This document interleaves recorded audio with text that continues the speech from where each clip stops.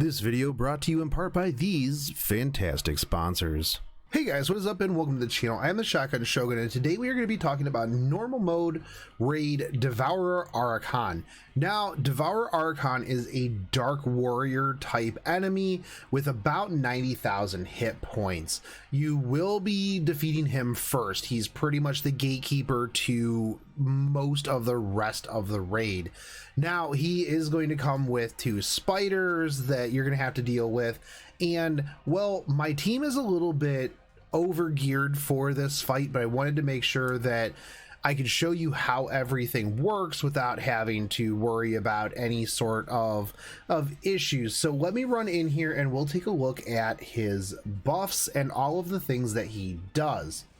So as you can see, when you come in here, you will have Devourer and his 2 level 48 fire spiders. Now, I probably could have brought somebody besides Baiken and Bell because, well, they're fire types. So this actually might be a little bit more difficult than I initially thought. I'm used to his Hell version having not fire spiders.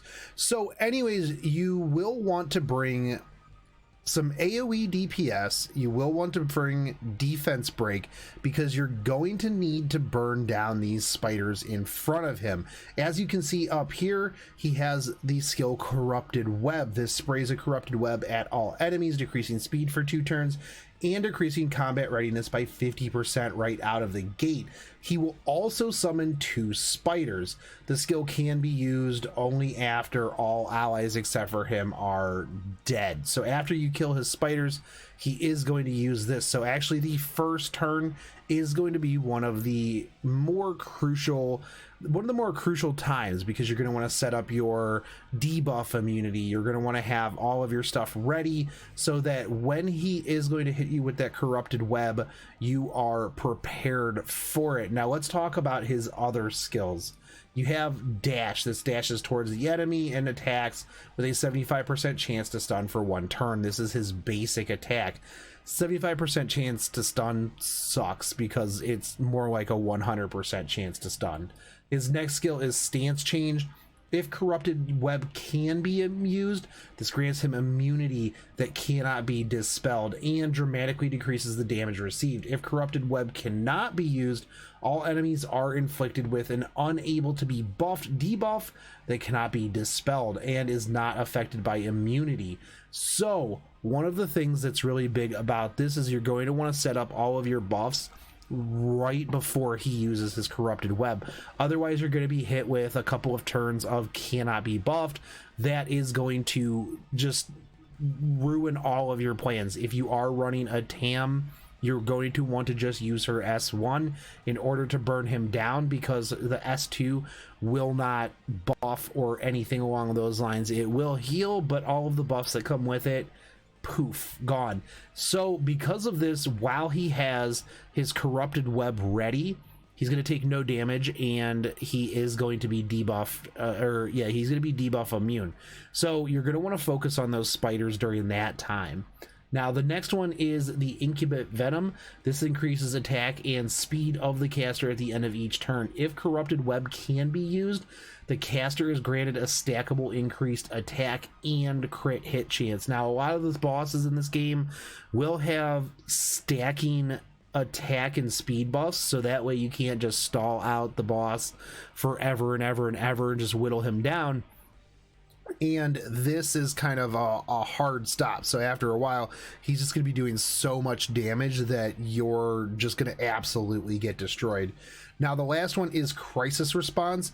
And if the caster's health drops below 50% when attacked, grants an extra turn and decreases skill cooldown by 3 turns. Skill effect can only be triggered once per battle. Now this is a triggers as soon as you hit below 50%, meaning that you're going to want to make sure that you're watching that bar as well because you don't want this to just hammer you at a time that you're not ready for it. So those are all of the buffs and the different things that he can do. Now the 2 spiders, with their ultimate, they will steal buffs. Actually, I need to confirm that one because I know that they'll steal buffs on the hell mode, but actually I don't think that they steal buffs on this one. But let's jump into this and I will talk about it as we go through and what the overall strategy is. Now this is going to be pretty much like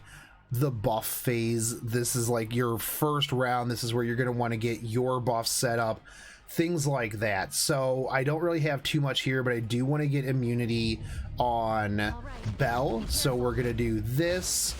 Now I do want to make sure that I get my 4 turns of debuff immunity up from Angelica, which I will just say that Angelica is probably the MVP of almost every single raid in here, every single boss in this raid. So you are going to want to, if you get her, absolutely work on her because she is very, very important.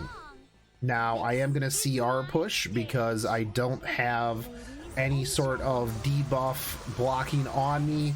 Now what I'm going to do here is I'm going to try to kill both of these spiders regardless of whether or not he has his corrupted web up.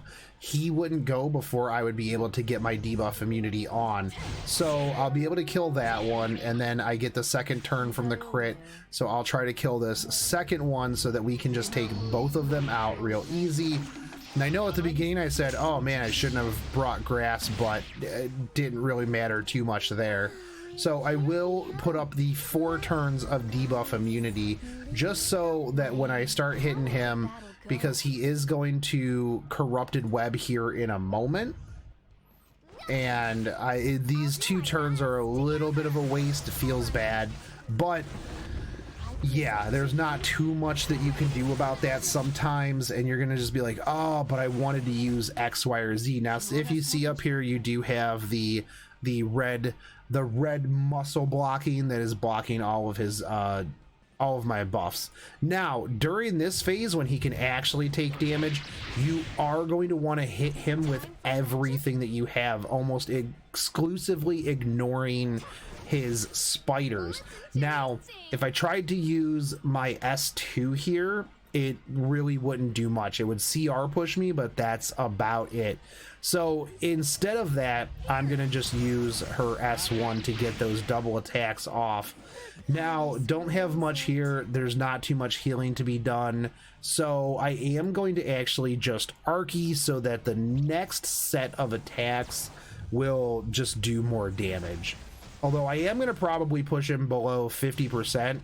That was actually a really good Archie there. Okay, so he doesn't have his buff up, or his debuff immunity. So now would be a really good time to get a defense break on him, because this is absolutely going to push him into the defensive mode. Yeah. Although I didn't necessarily expect him to immediately go first, but that is kind of how this goes. I know, like I said at the very beginning, that my team is very overgeared for this fight. However, I didn't want to bring an undergeared team comp to this fight and have to struggle through it, because that wouldn't be showing you how these things are done. So there you go. That was way quicker. Now, one of the things that you can bring to this is you could bring a Kisei for keeping the cooldowns. If you happen to have a Litica is also very fantastic.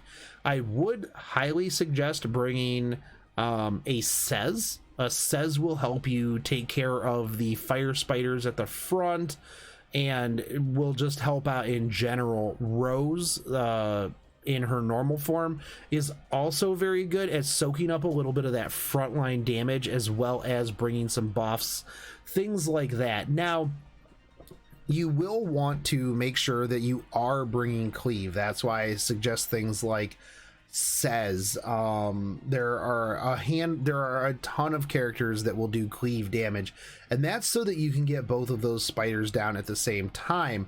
Now, if you are using single target ice characters, you will have a little bit harder of a time as you are going through this, because well, you want to bring both of them down at the same time. I would suggest heavily bringing Clarissa, as Clarissa is not only AoE, but as she kills those spiders, she will get even further AoE damage. Not only that, but she is a huge damage powerhouse in the first place. So there you go, guys. That was Devourer Arahakan. He's actually not too hard. Like I said, he's going to be your first foray into raids, and you're probably going to get poop gear for a while, but he will be the one that you are going to be fighting first, and you should be fighting first.